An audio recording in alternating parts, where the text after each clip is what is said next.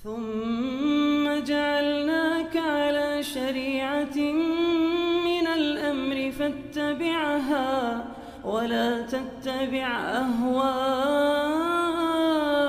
الذين لا يعلمون.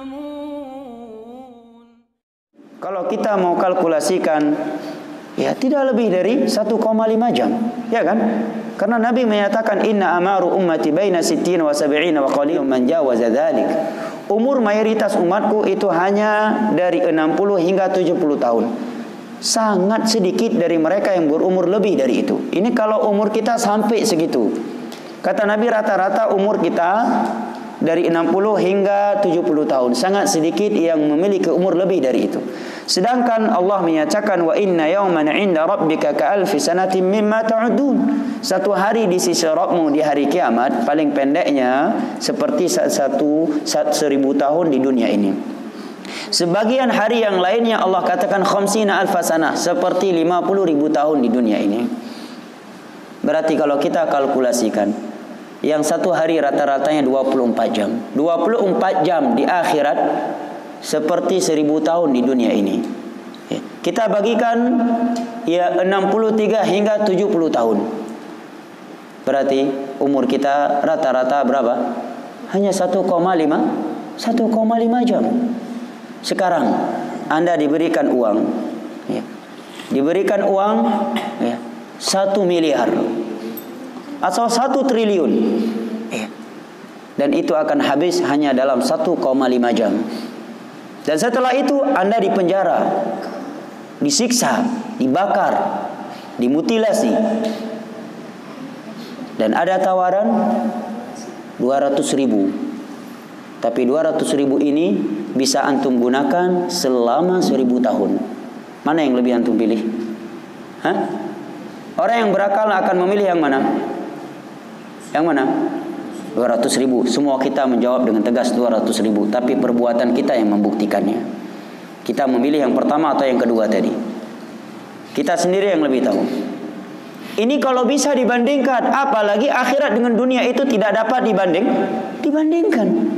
Nabi menyatakan raka'atul fajri khairum minad dunya wa ma fiha. 2 rakaat sunnah fajar saja itu lebih baik daripada dunia beserta isinya. Hadis riwayat Al-Imam Al-Bukhari dari Aisyah radhiyallahu anha. Dan Nabi SAW di dalam hadis kudusi menerangkan bahwa Allah berfirman, a'datul ibadi salihin ma la 'ainun ra'at wa la udhunun sami'at wa la khatar ala qalbi bashar. Allah berfirman, telah aku siapkan di dalam syurga nikmat-nikmat untuk hamba-hambaku yang saleh, nikmat-nikmat yang belum pernah terlihat oleh mata mereka, belum pernah terdengar oleh pendengaran mereka, dan belum pernah terbesit oleh hati mereka, di dalam hati mereka. Wa fiha ma tashtahihil anfus. Di dalam syurga itu terdapatkan nikmat-nikmat yang diinginkan oleh setiap jiwa. Apa yang kita inginkan ada. Subhanallah. Nabi SAW menyatakan, mad dunya fil akhirah illa kama yaj'alu ahadukum isba'ahu fil yam falyanzur bima yarji'.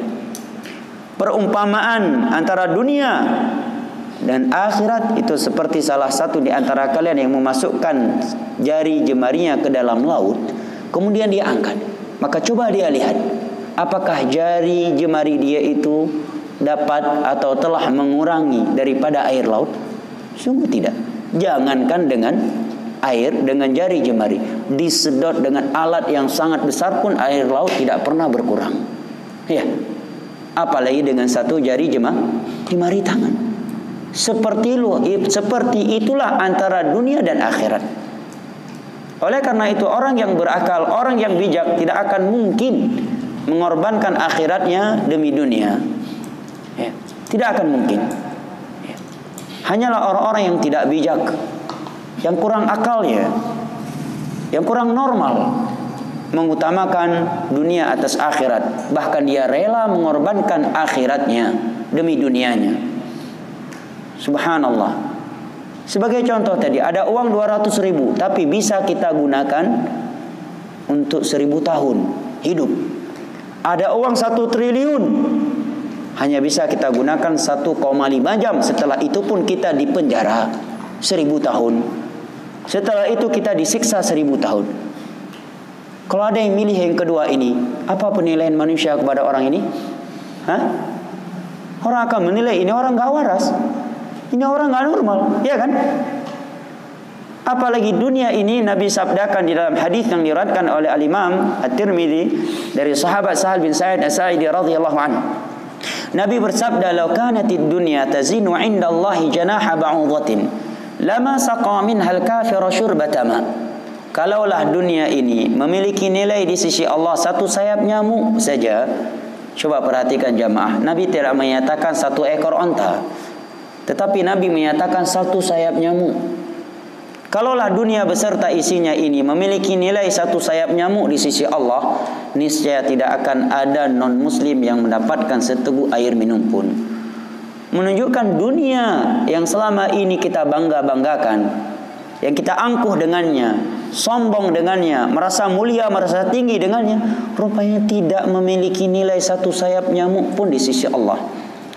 Sekarang kalau kita melihat ada orang yang sombong, angkuh karena dia memiliki banyak nyamuk di rumahnya.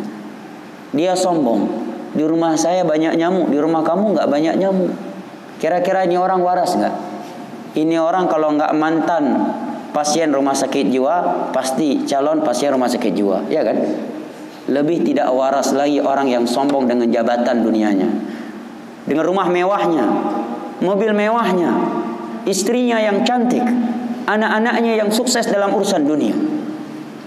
Ini lebih tidak waras, lebih tidak berakal, lebih tidak normal daripada orang yang angkuh dan sombong dengan satu karung nyamuk tadi. Karena Nabi menyatakan dunia beserta isinya tidak memiliki nilai satu sayap nyamuk di sisi Allah Subhanahu wa taala.